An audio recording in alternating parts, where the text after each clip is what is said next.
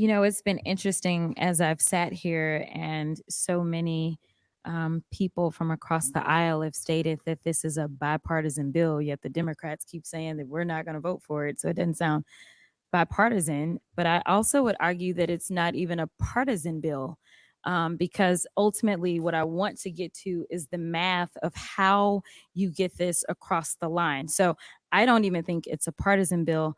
In fact, I think it's nothing more than a stand for farm bills of the past. And so, with that, let me just get right down to some math. There's something in this bill that I think if you ask every member of this committee, that they can say, you know what, I agree with that one part. Someone can find something. But that's not the definition of bipartisanship. Bipartisanship means that we are looking at making sure that those things that are at the core of who we are. And when we say things like we're fighting for SNAP benefits, I do want to be clear that me fighting for SNAP benefits isn't about my district. I mean, obviously it is, but at the end of the day, so many members have said, my district, my district, my district, my district, my district. When we write a farm bill, it is for everyone in the United States of America. And just to clarify, when it comes to SNAP benefits specifically, rural America uses more SNAP benefits than urban America. And right now, I serve an urban district. The majority of my Republican colleagues serve rural districts. So when I say that I'm fighting for a bill that includes making sure that people in this country don't go hungry, I'm not saying that just to say that this is about Texas 30. I'm saying that to say that this is about all of us. So I am not just fighting for my constituents, I'm fighting for yours too. And that's all we're asking for. And ultimately, if we really want to make sure that there's a bipartisan farm bill, then you will absolutely have the opportunity to do that by making sure that we can protect America's safety net. And let me be clear, I had a chance to drive a tractor trailer in my district too. So I want y'all to know, as urban as my district is, I've been able to climb up on one as well. That means that I've got farmers in my district as well.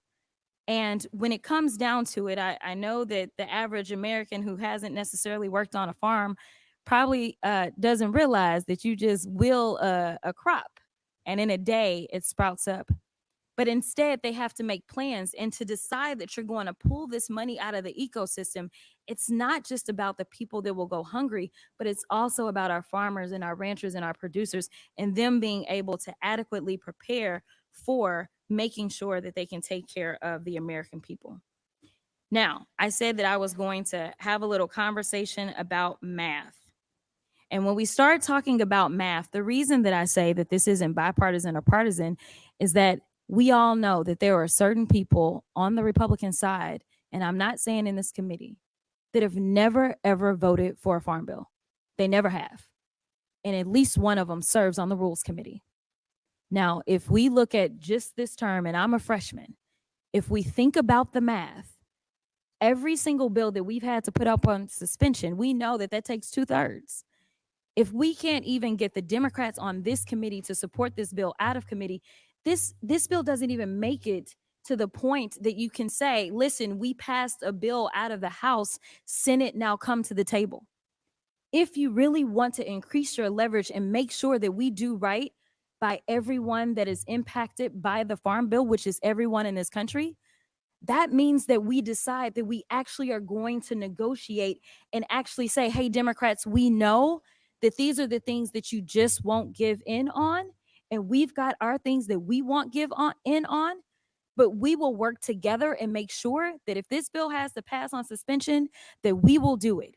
You will get 2/3. And honestly, every single thing that we've been successful for thus far in this session, the 2/3 has been supported by the Democrats. The Democrats have held it down and made sure that it got done and made sure that those pieces of legislation, those important pieces of legislation, whether it was foreign affairs or otherwise, that it got to the Senate and that it was taken care of. We're willing to do the work just like our colleagues did on the NDAA, but this is not the way. Thank you. I'll yield.